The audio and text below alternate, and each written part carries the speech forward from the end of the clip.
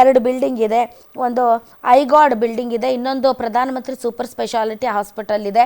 ಅದರಲ್ಲಿ ಬಡವ್ರಿಗೆ ಅಡ್ಮಿಷನ್ನೇ ಇರೋದಿಲ್ಲ. ಅದರಲ್ಲಿ ಕೇವಲ VIP ಗಳು VVIPಗಳು ಮಾತ್ರ. ನೀವು ಹೋಗಿ ಬಾಗ್ಲ ಹತ್ರ ನಿಂತ್ಕೊಂಡು ಸಾರ್ ಒಂದು ಬೆಡ್ ಇದೆಯಾ ಅಂದರೆ ಅಯ್ಯೋ ಹೋಗ್ರಿ ಸಾಕು ಅಂತಾರೆ. ಸೊ ಅಷ್ಟರ ಮಟ್ಟಿಗೆ ಸರ್ಕಾರಿ ಆಸ್ಪತ್ರೆ ಈ ಲೆವೆಲ್ಗೆ ಅದು ಆಗಿದೆ. ಇದಕ್ಕೆ ಕಾರಣ ಏನು ಅಂತ ಗೊತ್ತಾಗ್ತಾ ಇಲ್ಲ. ಇಲ್ಲೇನಾದರೂ ಆಡಳಿತ ಮಂಡಳಿಯಲ್ಲಿ ಯಾವ ರೀತಿಯಾದಂಥ ಲೋಪಗಳಿದೆ ಅಂತ ನಾನು ಕೇಳಲ್ಪಟ್ಟೆ. ಆಡಳಿತ ಮಂಡಳಿಯಲ್ಲಿ ಒಬ್ರಿಗೇನೆ 3 ಹುದ್ದೆ ಕೊಡಲಾಗಿದೆ ಅಂತ. 3 ಪ್ರಿನ್ಸಿಪಾಲು ಅವರೇ, ನೋಡಲ್ ಆಫೀಸರು ಅವರೇ, ಮತ್ತು HODನೂ ಅವರೇ. ಈ ಥರ ಒಬ್ಬೊಬ್ಬರಿಗೆ 3 ಹುದ್ದೆಗಳನ್ನು ಕೊಟ್ಟು only because of there cost and community, mostly ಅಲ್ಲಿ ಸುತ್ತಮುತ್ತ ಇರುವಂಥ ಶಾಸಕರ ಕಮ್ಯುನಿಟಿಯವರು ಅಂತ ಅನಿಸುತ್ತೆ. ಈ ಥರ ಆಡಳಿತ ಮಂಡಳಿಯಲ್ಲಿ ಹಲವಾರು ಹುದ್ದೆಗಳನ್ನು ಕೊಟ್ಟಂತಹ ಸಂದರ್ಭದಲ್ಲಿ ಈ ಥರದ ಬೇಜವಾಬ್ದಾರಿಯಾದಂತಹ ನಡೆಗಳು ಕಂಡು ಬರ್ತದೆ. ಬಟ್ ವಿಕ್ಟೋರಿಯಾ ಆಸ್ಪತ್ರೆ ಇದು ಗೋಳು ಇವತ್ತಿಂದಲ್ಲ ಬಿಡಿ, ಇದು ಭಾಳ ದಿನಗಳಿಂದ ಹೀಗೆ ಇದೆ. ಸೊ ಇದನ್ನು ಎನ್ಕ್ಯಾಶ್ ಮಾಡ್ಕೊಳ್ಳೋಕ್ಕೆ ಪ್ರೈವೇಟ್ ಅವರು ಪ್ರಯತ್ನಿಸ್ತಾರೆ.